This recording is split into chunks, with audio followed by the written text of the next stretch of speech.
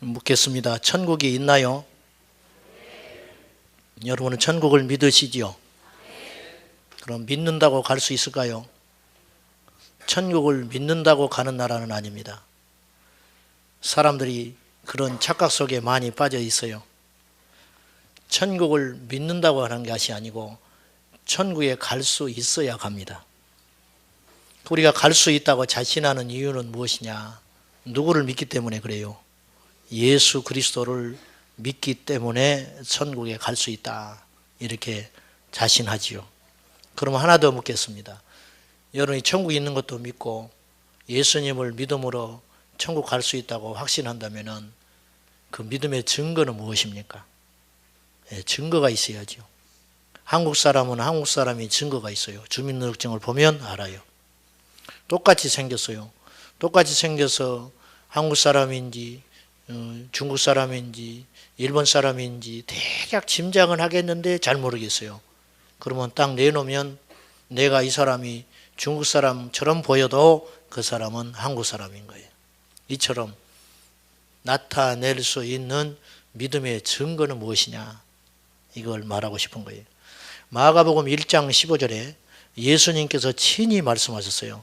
때가 찼고 하나님 나라가 가까웠으니 회개하고 복음을 믿으라. 자, 때가 찼다. 그리고 하나님의 나라가 가까이 왔다. 그러니까 너희들이 해야 할 일이 있다는 거예요. 두 가지가 있다는 거예요. 회개해라. 그리고 믿으라. 우리는 믿음만 강조해요. 여러분, 믿음 속에는 무엇을 전제로 하냐면요, 회개를 전제로 합니다. 그래서 믿음과 회개는 동전의 양면과 같아요. 감히 말하건대 이 시대 교회에서 회개를 안 가르쳐요. 믿기만 하라는 거예요. 믿기만 해라. 믿었어요. 근데 믿었다고 하는 전제 조건에는 무엇이 따라가야 한다고요? 회개가 반드시 따라가야 한다. 오늘 말씀 요한복음 마태복음 3장 2절에도 마찬가지예요. 이걸 이제 세례 요한이 외치는 소리입니다. 자, 읽어봅시다. 중요하니까 시작. 회개하라, 천국에 가까이 왔느니라 하였으니. 우린 여기다가 천국에다가 초점을 맞추는데 천국에다가 초점을 맞추면 안 돼요. 공부 좀 해라, 시험날이 다가왔다, 그렇게 말할 때 시험날이 중요한 게 아니죠. 무엇의 핵심이에요? 공부하라는 거예요. 시험날이 가까웠으니까 준비해야 되지 않느냐. 네가 준비하지 않으면 시험을 망치게 된다. 회개하라, 천국이 가까웠다. 많은 사람들이 이 종말의 시간에 대해서 관심이 굉장히 많습니다. 좋은 현상이라고 봐요. 엔드타임, 마지막 날, 끝날에 어떤 일이 일어나는 것인가? 지금 우리는 어디쯤 왔는가? 앞으로 세상은 어떤 미래가 펼쳐질 것인가? 이걸 아는 것이 참 중요하죠. 그런데 인터넷을 검색하고 책을 읽고 해가지고 그런 지식을 많이 갖고 있는 분들이 많아요. 그런데 속지 말아야 돼요. 그걸 아는 것이 믿음은 아니에요. 그거에 대해서 줄줄 깨고 있어요. 이스라엘의 제3성전이 어쩌고, 중동 전쟁이 일어나고, 앞으로 3차 대전이 일어나서 이제 표가 나오게 될 것이고, 이 세계를 지배하는 적그리스도가 어떻게 출현하게 되고, 이런 걸 잘 아는 건 중요한데 아는 것으로 멈추면 안 된다는 거예요. 그것을 하나님이 이 시대 가운데 우리에게 자꾸 알려주시고 깨어있는 선지자를 통해서 보여주는 이유는 무엇하라고요? 깨어있으라고 보여주는 거라는 거예요. 그걸 준비할 수 있는 믿음을 가지라는 거예요. 그런데 그걸 아는 것만으로 믿음은 아니라 회개하라, 천국이 가까웠느니라. 주님의 나라가 언제 임할는지 우리는 알지 못하고 언제 임한들 그건 의미가 없는 것이고, 중요한 건 우리가 회개하여 준비되어 있으면 되는 것이에요. 여기다가 초점을 맞춰야 한다는 거예요. 오늘 저와 함께 이 말씀을 나누면서 요지는 이거예요. 참된 회개는 무엇이냐? 참된 회개는 무엇이냐? 진짜 예수 믿는 것이 무엇이냐? 이것이 우리가 알아야 하듯이 회개도 바로 알아야 한다는 거예요. 지난주에 우리가 거듭남에 대해서 말씀을 나눴어요. 거듭난다는 것은 교회를 다니는 것이 아니에요. 그런 것 좀 우리가 이제 다 알고 있어요. 교회를 다니는 것이 예수 믿는 건 아닙니다. 교회를 다니면서도 예수 안 믿는 사람이 있어요. 물론 예수 믿는 사람은 100% 예배합니다. 심지어는 북한에서도 믿는 사람은 목숨 걸고 예배해요. 나는 예수 믿어. 그런데 교회는 나갈 수 없어. 이건 안 믿는 것 같아요. 그러나 그런 일은 일어날 수 있지만은 반대로 예수 믿는 사람은 100% 교회에 나가야 돼요. 나갈 수밖에 없어요. 뜯어 말려도 나가게 됩니다. 저는 그렇더라고요. 믿어지니까 예배가 그렇게 사모되고 그래요. 그런데 반대로 교회를 나가는 것만이 다 예수 믿는다고 말할 수는 없어요. 그러니까 우리가 이걸 잘 한번 정리를 해봐야 됩니다. 자, 회개란 무엇인가? 회개가 참된 회개가 있고 그릇된 회개가 있다. 잘못된 회개를 알고 있으면 회개를 안 한 상태이기 때문에 하나님 나라 가지 못해요. 회개하라 천국에 간다 그 말 아닙니까? 회개하라 천국에 가까웠다 그 말은. 그러면 이때 회개가 아닌 것이 무엇인지를 알면 진짜 회개를 알 수 있겠지요. 자, 우리 5절 봅시다. 5절과 6절. 이때는 세례 요한이 회개를 선포할 때입니다. 광야에서 회개하라 천국이 가까이 왔다 이렇게 설교하고 있을 때 예루살렘과 온 유대와 요단강 사방에서 그에게 나와서 자기들의 죄를 뭐 했어요? 자복했어요. 자기들의 죄를 자복하고 요단강에서 세례를 받았습니다. 그런데 세례 요한은 이것을 회개라고 말하지 않아요. 7절 보세요. 요한이 많은 바리새인들과 사두개인들이 세례 베푸는 대로 오는 것을 보고 이르되 독사의 자식들아 누가 너희를 가르쳐 임박한 진노를 피하라 하더냐. 너희들이 자복했다고 해서 여기 와서 세례를 받으러 왔다고 해서 너희들이 회개한 게 아니다 이 말이에요. 그것이 다는 아니다. 이렇게 우리가 정의를 내려볼 수 있어요. 자복이라는 말은 헬라어 언어로 자복한다는 말은 고백한다는 말이에요. 말로 나의 죄를 인정하고 시인하는 거예요.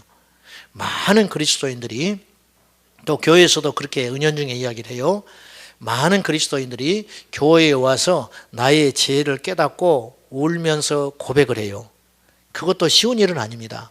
그것도 하나님이 하시는 일인데 그렇게 고백을 했어요. 자백했습니다. 그러면 사람들이 회개했다고 생각해요. 그러나 그건 회개가 아니라는 거예요. 자복은 회개의 시작이지 회개의 끝은 아니에요. 진짜 회개는 뭐냐? 열매. 회개에 열매가 있어야 진짜 회개다. 그러면 8절 그러므로 회개에 합당한 무엇을 맺으라고요? 열매를 맺으라. 너희들은 회개한 거 아니다. 그런 뜻이에요. 자기의 죄를 자복하고 세례를 받으러 오는 사람들에게 말하기를 너희는 회개의 열매가 있냐? 이거 너희들 회개한 거 아니야? 속지 말아라. 그렇게 이야기하는 거예요. 그러면 회개의 열매를 맺으라고 할 때 이 말을 듣는 대상이 누굽니까? 바리새인하고 서기관들이죠. 바리새인들과 사두개인들이죠. 바리새인들과 사두개인들이 누군지를 좀 살펴봐야 돼요. 바리새인이라는 말은 파리새라는 헬라어에서 나왔는데 이 말은 분리된다는 뜻이에요. 그러니까 세상 사람들과 분리되는 삶이에요. 거룩하지요. 깨끗하지요. 나름대로 정결하게 살려고 애쓰는 사람들을 바리새인이라 그래요. 예수님 당시에는 이 바리새인들이 약 6천 명 정도 있었다고 그래요. 유대 사회에. 요즘으로 따지면 누구냐면 성직자 그룹이라 그렇게 봐도 무방하겠습니다. 성직자 그룹. 세상과 구분되어 있잖아요. 어쨌든 이런 사람들이 바리새인이에요. 그러면 사두개인은 누구냐? 사두개파. 이것은 다윗 시대에 사독이라는 제사장이 있었어요. 이 말에서 기인한 것이라고 학자들은 이야기를 해요. 그래서 사독이 사두개파가 된 거예요. 그럼 이 사람들은 누구냐면 모세 오경을 철저히 신봉하는 사람들입니다. 그리고 이들은 현세적인 사람들이에요. 현세적인 신앙인들. 그러니까 이들 중에는 부자도 있었고 현실 정치에 뛰어들어서 높은 관직에 있는 사람들이 많았어요. 그래서 이들은 상대적으로 부활이나 천사나 이런 영적 세계를 인정하지 않았어요. 그래서 바리새인과 사두개파는 같이 하나님을 믿음에도 불구하고 서로 대립되는 부분들이 많았다고 그래요. 쉽게 말합시다. 바리새파는 성직자 그룹이고 요즘으로 따지면 사두개파는 교회에 나와서 열심히 예수 믿어 또 직분도 갖고 세상에 나가서 고위 공직자도 되고 재벌 총수도 되고 이런 사람들이에요. 교회에서 만약에 교회 열심히 잘 예배드리고 또 이분이 잘 자수성가해서 성공한 기업인이 있다. 그러면 누가 봐도 그 사람은 예수 잘못 믿는다고 하지 않겠지요. 할도리 다 하고 열심히 주일마다 꼬박꼬박 예배 드리고 바쁜 시간 틈 내서 주일 꼭 지키려고 하고 중요한 미팅이 있어도 안 만나고 철저히 하나님께 겸손히 봉사하고 그러면 사람들이 다 믿음 좋다 할 거 아니에요. 이 사람들이 사두개파들이에요. 그런데 세례 요한은 하나 더 요구를 하는 거예요. 열매가 있냐? 너희가 회개했다면 열매가 있냐? 이 말이에요. 세례 요한이 설교할 때요, 광야에서 외칠 때 사람들이 꼼짝 못하고 왔지요. 인간적으로는요, 세례 요한은 아무것도 없는 사람이에요. 그의 복장이 낙타, 약대 털옷을 입었고 음식은 광야에서 나는 야생 생꿀을 먹었어요. 세상에 물들지 않는 사람이에요. 근데 거칠 것이 없어요. 회개하라, 천국에 가까웠다. 이걸 설교하니까 사람들이 벌벌 떨고 나왔어요. 꼼짝없이 나왔어요. 어째서 이렇게 힘이 있었을까? 왜 이렇게 세례 요한은 설교에 힘이 있었을까? 이유가 한 가지입니다. 세상에 속하지 않았기 때문이에요. 목사의 설교가 힘이 없는 이유는 이 땅에 속해 있기 때문에 그래요. 이 땅의 것을 너무 좋아해요. 돈을 너무 사랑해요. 쾌락을 너무 쫓아요. 자기 욕심을 채우고 살아요. 그러면서 설교해요. 그러니까 설교가 힘이 없는 겁니다.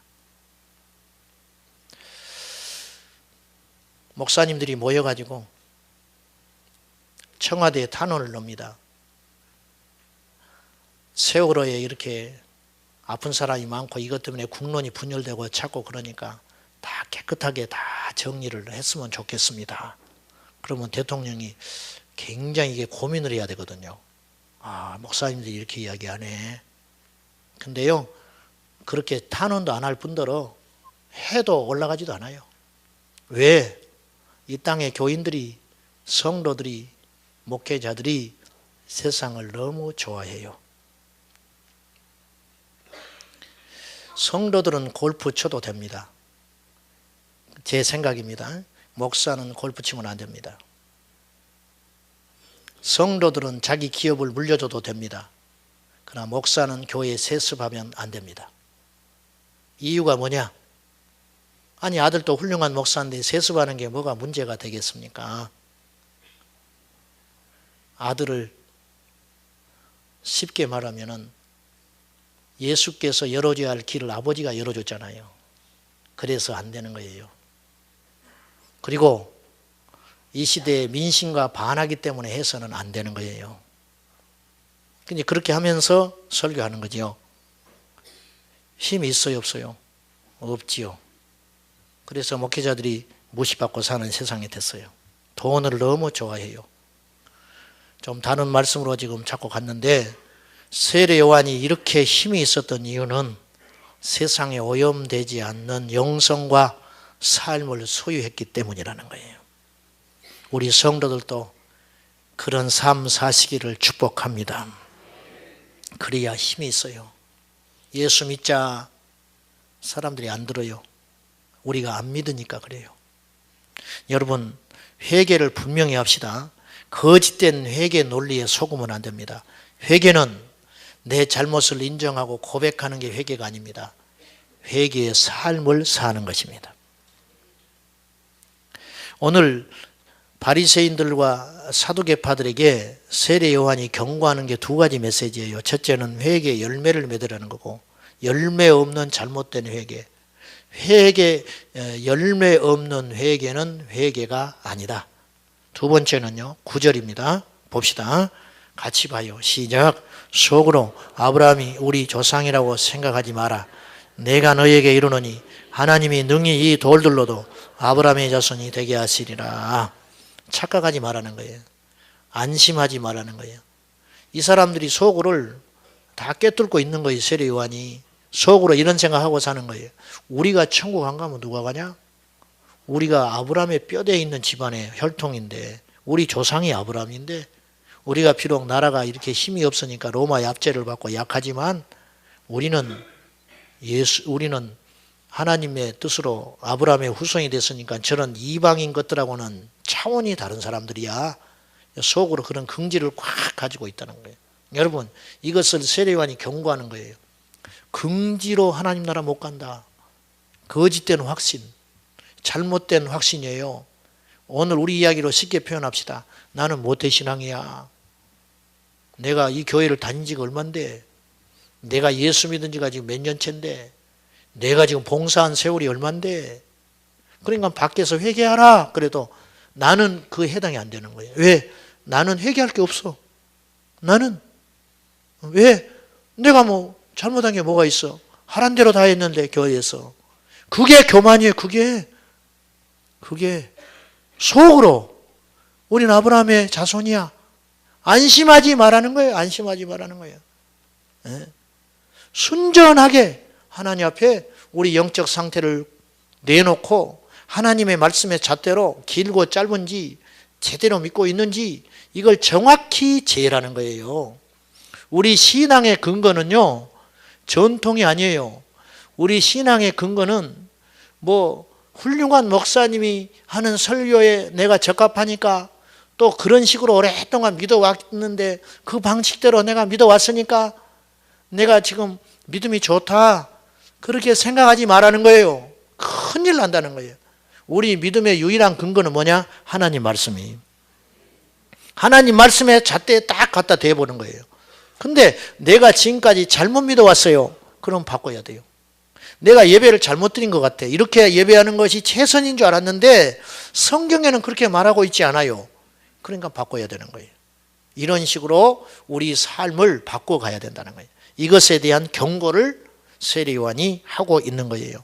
우리 중에 누가 봐도 저 사람 믿음이 좋아 보여. 그런 분일수록 이 말씀을 심각하게 들어야 됩니다. 속으로 아브라함의 자손이라 속으로 나는 믿음이 있다.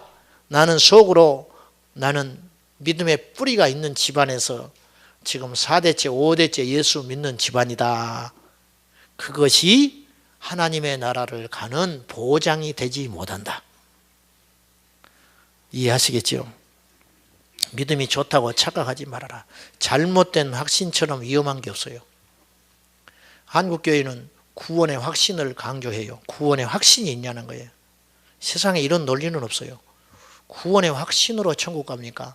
난 시험을 잘 봤어. 확신이 있어. 시험 점수를 봐야 알지. 시험을 진짜 잘 보는 것과 시험을 잘 봤다고 확신하는 건 완전히 다른 문제라는 거예요. 천국은요, 확신이 있는 자가 가는 게 아니고 갈 수 있는 자가 갑니다. 갈 수 있는 자. 어떤 자가 가느냐? 회개한 자. 그럼 회개는 어떤 자? 회개의 열매가 있는 사람. 열매라는 건 뭐냐면 누가 봐도 아는 것이 열매예요. 저 사람이 예수 믿는 줄 알아요. 이 사람이 회개한 사람이에요. 이 사람이.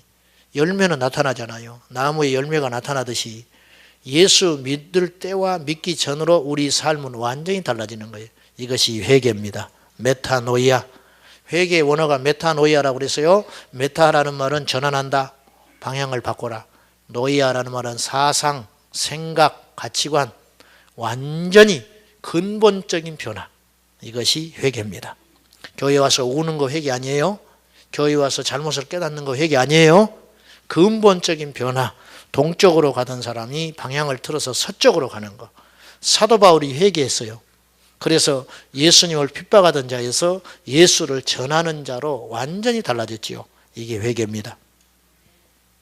오늘 본문을 우리가 알 것 같기도 하지만은 피부에 와닿지 않으니까 유진 피터슨의 말을 빌려서 제가 다시 한번 읽어보겠습니다. 유진 피터슨이 쓴 메시지라는 성경 번역판이 있는데 거기에 이렇게 해석을 했어요. 2절 먼저 한번 봐요. 3장 2절 회개하라 천국이 가까웠느니라 하였으니 이 말씀을 유진 피터슨은 이렇게 말했어요. 너의 삶을 고쳐라. 하나님 나라가 여기 있다.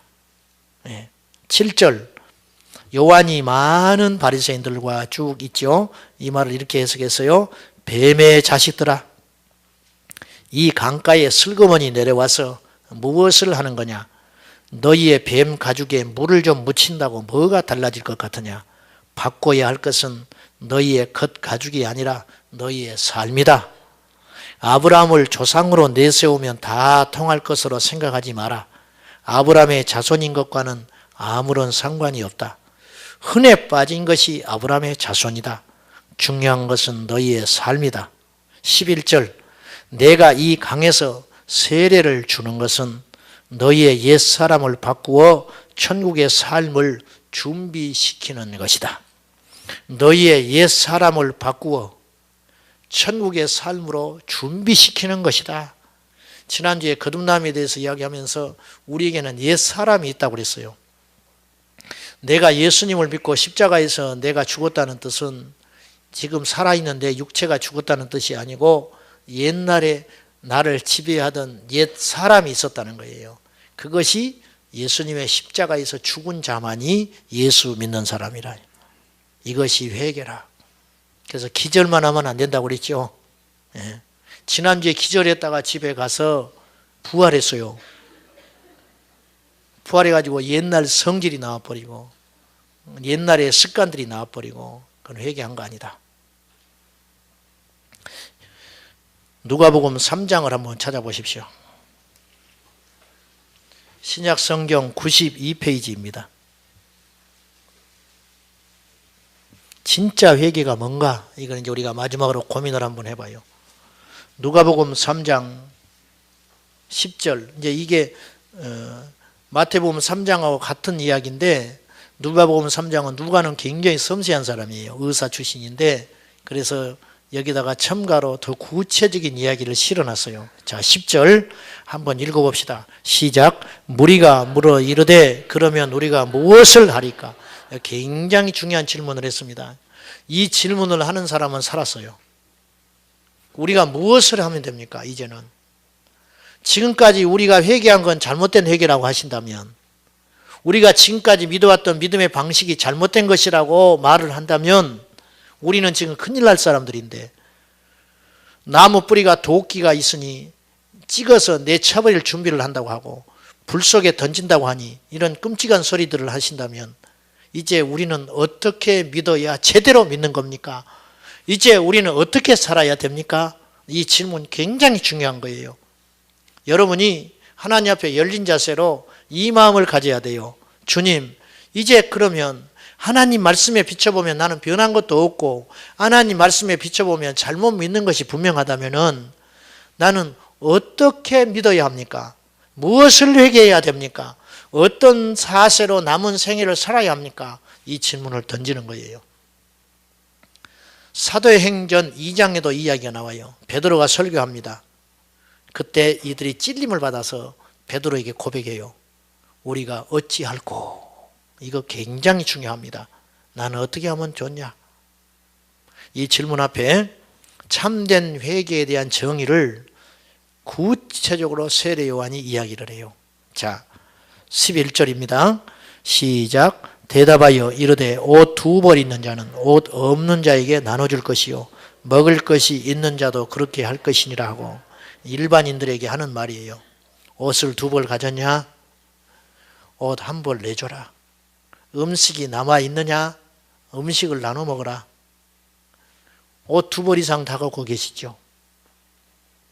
오늘 우리의 말로 표현하면 뭡니까? 우리 집에 장롱에 옷이 너무 왔네. 나 지옥 가게 생겼네. 그런 뜻은 아니겠죠. 분명히. 그 시대에 맞게 하나님께서 주시는 것이죠. 그때는 옷 2벌 있는 것이 사치요. 그때는 음식이 남아도는 세상이 아니기 때문에 어떻게든지 비축해서 다음을 준비해야 하는 어려운 시대였기 때문에 음식을 나누는 것이 오늘 우리가 음식을 나누는 기준하고는 다르지요. 두 번째예요. 12절이에요. 세리들도 세례를 받고자 하여 와서 이르되 선생이여 우리는 무엇을 하리까? 이 중요한 질문이라 그랬습니다. 13절 이르되 부과된 것 외에는 거두지 말라. 이 당시 세리는 어떤 사람들이냐면 세무 공무원들인데 로마에서 각 사람들에게 세금을 매기잖아요. 이 사람들은 공인된 도적이에요. 공인된 도적.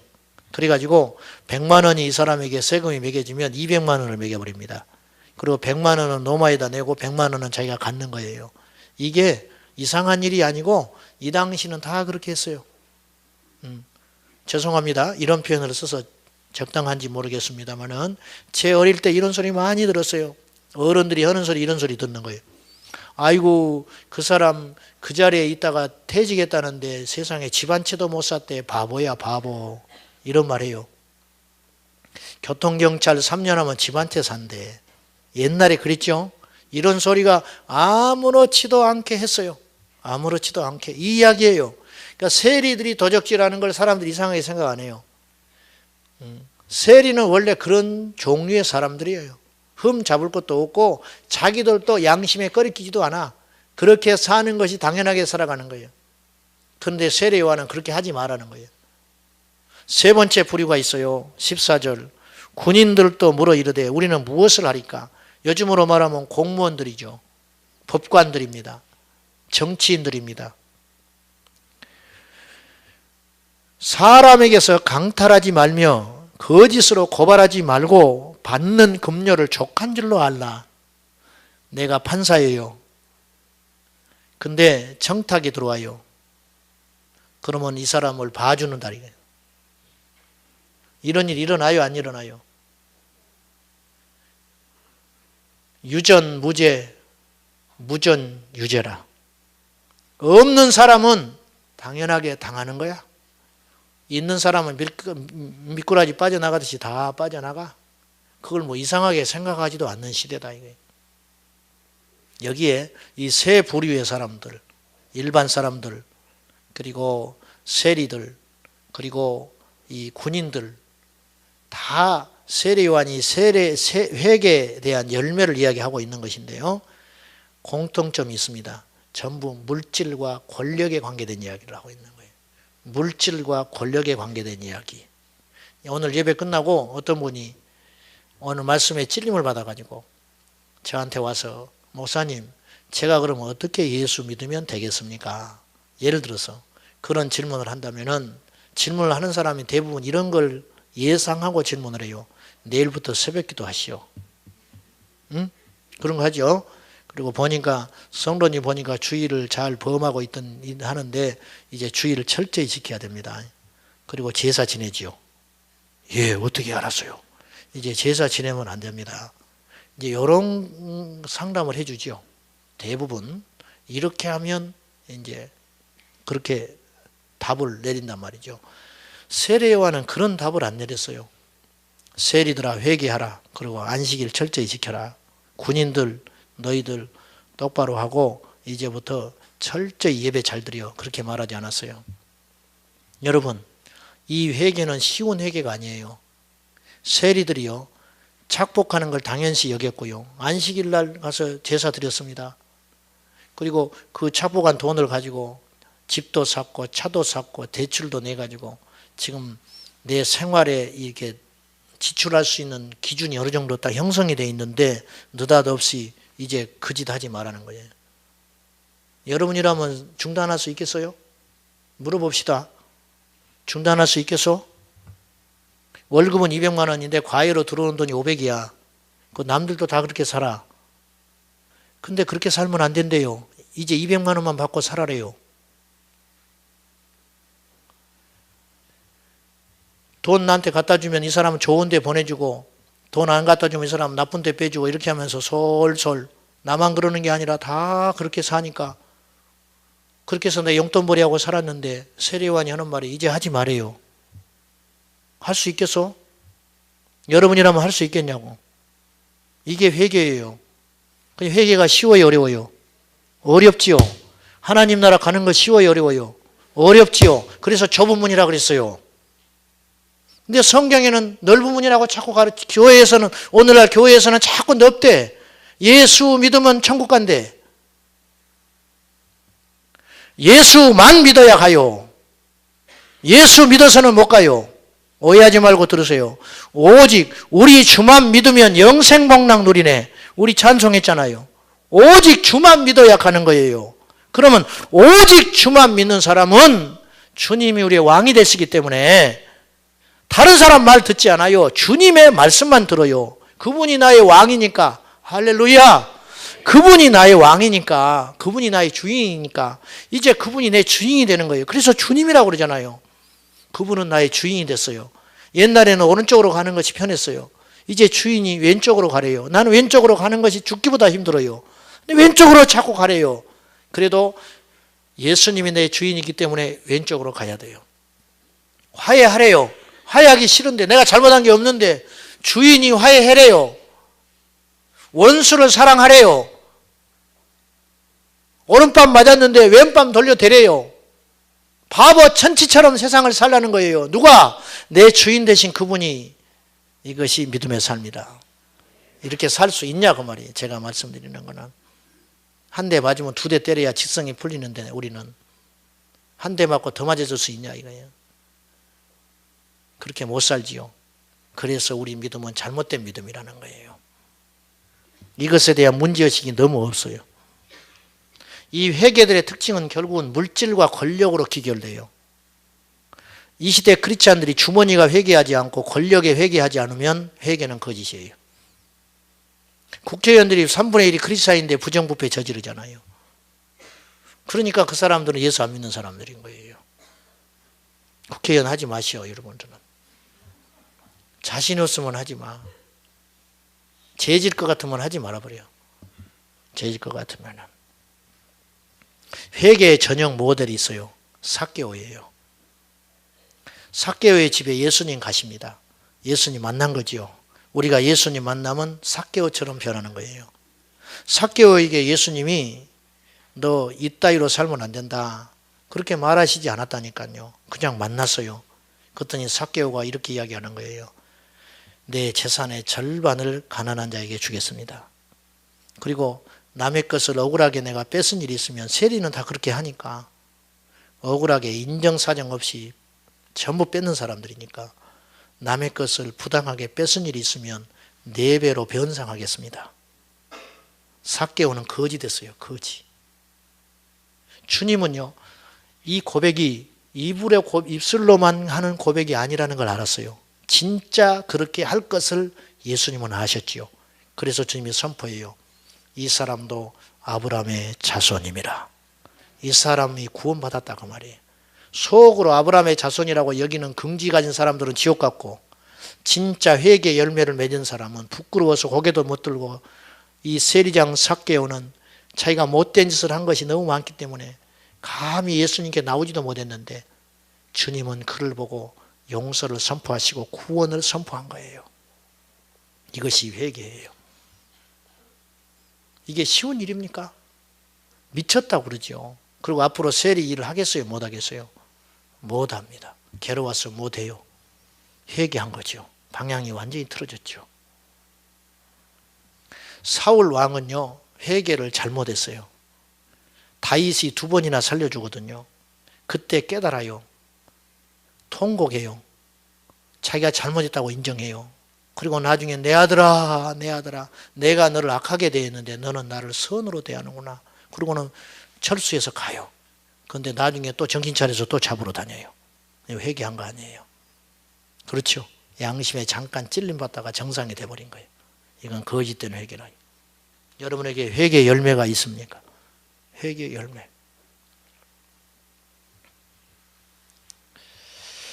우리가 말씀을 들어도 변하지 않고 우리가 예수를 믿고 믿음으로 살고자 하는 노력을 기울이는 것 같아도 다시 원상태로 자꾸 돌아오는 일이 반복되죠. 로라 슐레 징어라는 사람은 심리학자인데, 이 사람은 인생을 망치는 7가지 변명이라는 말을 했어요. 인생을 망치는 7가지 변명. 첫째, 나도 압니다. 하지만 나도 사람이라고 이렇게 변명한다는 거예요. 2번째, 그게 잘못됐다는 것은 알아요. 그렇지만 어떻게 합니까? 3번째, 그게 옳다는 것도 알아요. 그러나 나는 아직 못해요.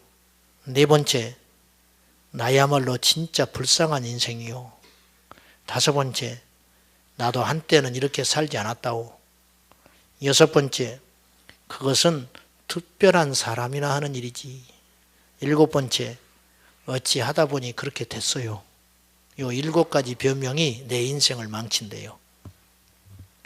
하나님 말씀이 정해준 룰이 있어요. 여러분, 하나님 말씀은 절대 변하지 않아요. 그리고 하나님 말씀의 기준은 떨어지지도 않아요. 딱 딱 정해졌어요. 여기에 무조건 맞추라는 거예요. 근데 우리가 이 말씀을 듣는데 허덕거리고 못 도달하잖아요. 도달하지 못하니까 우리는 여기서 펄쩍펄쩍 뛰면서 안다니까. 하나님 말씀은 이렇지만 현실은 그렇지 않아요. 현실은 그렇지 않아요. 어찌 하나님이 알아서 해주시겠지요. 이렇게 퍼덕퍼덕 뜨다가 그래도 나는 최선을 다했어. 나는 예수 믿으니까 천국 갈 거야. 꼴까닥? 주님의 기준이 안 닿는데 어떻게 하나님 나라 가냐고 말이에요. 어떻게? 여러분 2000년 전에 예수님이 전한 메시지와 오늘 이 시대 교회에서 전해지는 메시지가 똑같다고 생각합니까? 달라졌다면 누가 잘못된 거예요? 교회가 잘못된 거죠. 그 우리는 어디로 돌아가야 돼요? 어디로 돌아가야 돼요? 말씀으로. 어디로 돌아가야 돼요? 말씀으로 돌아가야지. 전통으로 돌아가면 안 돼요. 그래서 종교개혁을 일으켰던 모든 선각자들은 하나같이 공통된 시야를 갖고 있었어요. 말씀으로 돌아가야 된다. 잘못됐다. 그것이 개혁이에요. 이용도 목사님, 감리교회 부흥사였던 이용도 목사님이 3년 동안 전국 방방곡곡을 누비면서 성령의 역사로 부흥회를 하고 다니셨는데 가는 곳마다 성령의 불이 떨어지고 회개가 터졌는데 분열된 교회가 하나가 되고 기도가 식었던 교회가 기도가 되고 막 이런 일이 막 일어났어요. 근데 이분이 집회하는 중에 실제로 있었던 간증이 있었어요. 어떤 이가 그 집회에 참석해서 은혜를 받았는데 성령의 불이 떨어졌어요. 집회 가운데 성령의 불이 확 떨어진 거예요. 그러니까 옆에서 난리가 났어요.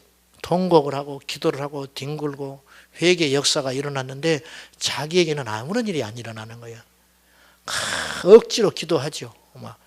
나 좀 어떻게 해달라고. 하나님 나도 정말 저런 성령의 역사를 받고 싶어요.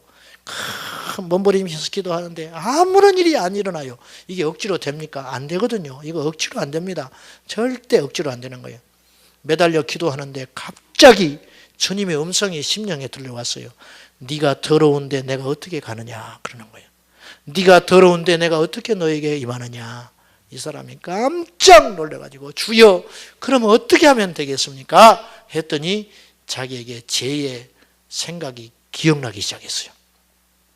약 2달 전에 이분이 김장 배추를 사러 갔어요. 가서 김장하려고 수레를 끌고 갔는데 한 도랑에 2원 50전이야. 2원 50전 한 밭도랑에. 그래서 2도랑을 샀어요. 그럼 얼마 줘야 돼요? 5원 줘야 하잖아요. 5원을 줬어요. 밭주인한테. 근데 이 밭주인이 술에 취해 있었어요. 가지고 2원 50전을 내줘 버렸어. 그리고 그냥 얼른 받아서 왔어요. 근데 양심이 좀 안 좋아. 그래서 한 2달 동안 김장김치 먹을 때마다 괴로웠어요. 그걸 하나님이 지적을 하셨어. 통곡을 하고 옵니다. 그리고 고백만 하는 걸로 끝나는 게 아니에요. 이게 회개의 전형을 내가 이야기하는 거예요. 봉투에다가 5원을 넣습니다. 그리고 사과 편지를 썼어요. 그리고 봉투를 딱 봉하니까 그때 하나님이 터뜨려 주셨어요. 성령이 임하셨어요. 기도합니다. 1시간 쭉 얼마쯤 기도하니까 또 확 막히는 거예요. 왜 그런고? 하나님 내가 또 뭘 잘못했을까요? 주님이 또 가르쳐 줬어요. 자기가 19살 때 숙부집에 놀러 갔는데 숙부가 술을 잘 드시는 분이라 술을 먹고 누워서 마룻바닥에 누워있는데 주머니에 절반쯤 돈이 빠져나와 있었어요. 그걸 훔쳐가지고 신나게 쓰고 다녔어요. 근데 숙부가 심증언인데 물증이 없잖아요. 그러니까 자기가 밭에서 일을 하고 있는데 몇 번 왔어. 왔다가 무슨 말 하려다가 실컷 쳐다보면 가버리고 실컷 쳐다보면 가버리고 그 세월이 20년이 넘었어요. 편지를 씁니다. 7원을 넣어요. 2원을 훔쳤는데 7원을 넣고 편지를 씁니다. 숙부요. 이 돈 가지고 절대 이제 술 잡수지 마시고 예수 믿기 바랍니다. 제가 너무 잘못했습니다. 딱 넣고 봉하니까 또 기도가 열려요. 또 한참 또 기도가 막혔어요. 주님 무엇이 잘못했을까요? 했더니 또 죄를 깨닫게 하셨어요. 자기 아내가 죽었으면 이렇게 생각을 하고 살았어요. 이분은. 왜냐하면 아내가 예쁘지도 않고 마음에도 안 들어요. 살림도 못하고. 그런데 첩을 둘 수는 없잖아. 욕먹을까 봐. 그러니까 죽어버려야 내가 새장가 가니까 아파도 약도 안 사다 주고 막 이렇게 했다는 거예요. 그래가지고 그것을 또 하나님이 만지셨어요. 그래가지고 회개합니다. 옆에 보니까 아내가 저기 옆에 서 있어요. 앉아 있어요. 옛날에는 성전이 남녀가 같이 못 앉았거든요. 저쪽에 한쪽에서 아내가 있어요. 거기 가서 기어서 갑니다. 가서 무릎을 꿇고 아내를 손을 잡고 여보 미안해. 내가 당신 죽기를 바랬던 사람이야. 여기도 지금 그런 사람 2명 있어요. 자네가 죽기를 바랬어. 용서해 주소. 용서해 주소. 아내가 펑펑 웁니다. 이게 회개요.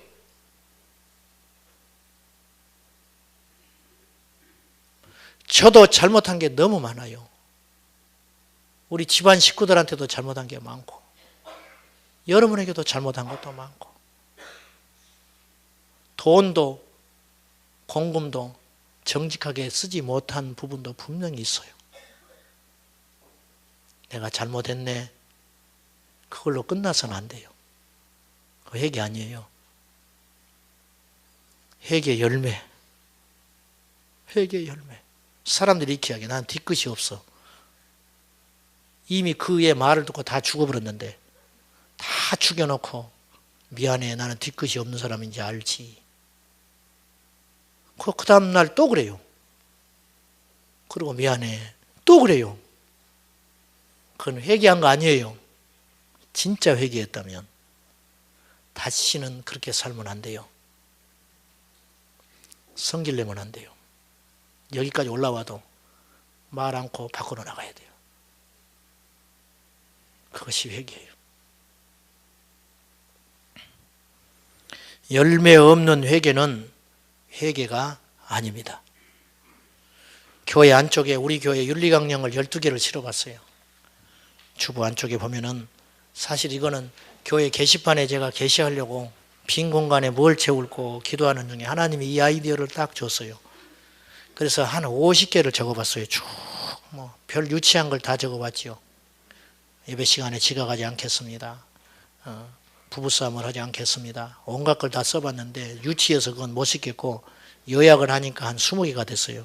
거기서 또 요약을 해서 12개를 요약을 해봤는데 처음에 몇 가지는 우리 신앙의 고백이고 그 다음에 나중에는 좀 구체적인 실행들을 좀 써봤는데 우리가 이렇게 해서 정신 차리고 살지 않으면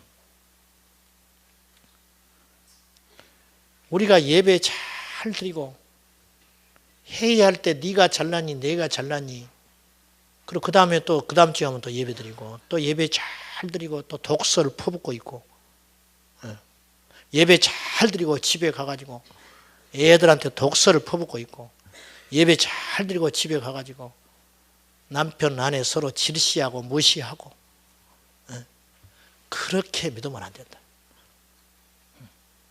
거짓이다. 그건 회개한 거 아니다. 그런 말이에요. 우리 아픈 마음으로 제가 이걸 부끄럽게 생각합니다. 저도 이렇게 못 살거든요. 근데 우리가 이렇게 살아보자고 하는 결심을 가지고 우리 한번 이걸 읽어보기를 원해요. 마지막으로 1번 우리는 시작 우리는 성경의 모든 가르침과 기록된 사건에 대해 전적으로 신뢰하며 의심하지 않습니다. 2번째 우리는 성도들의 주님의 다시 오심을 의심하지 않습니다. 3번째 우리는 모든 예배를 소중히 여기며 소그룹 모임과 모든 행사에 능동적으로 참여하겠습니다. 4번째 우리는 교회에서 마련한 양육 성장 과정 적극적으로 참석하겠습니다. 5번째 우리는 어떤 이단 사상과 악의 세력에 대해서도 타협하지 않습니다. 6번째 소중히 여깁니다. 7번째 우리는 연장자를 존중하며 형제를 사랑하고 후배들에 대해 본이 되겠습니다. 8번째 우리는 게으르지 않으며 말의 덕을 세우고 지혜롭게 행동할 것입니다. 9번째 우리는 회의와 모임 중에 자기 고집을 부리지 않습니다. 10번째 우리는 11번째 우리는 세상의 부조리한 일에 대하여 침묵하지 않으며 고통받는 자의 편에 설 것입니다. 12번째 우리는 교회의 명예를 해치는 일치행위를 삼가하겠습니다. 회개란 뭐냐? 집에 세를 내면 월세 올리지 마라. 올리지 마라. 남들 다 올려도 올리지 말아라.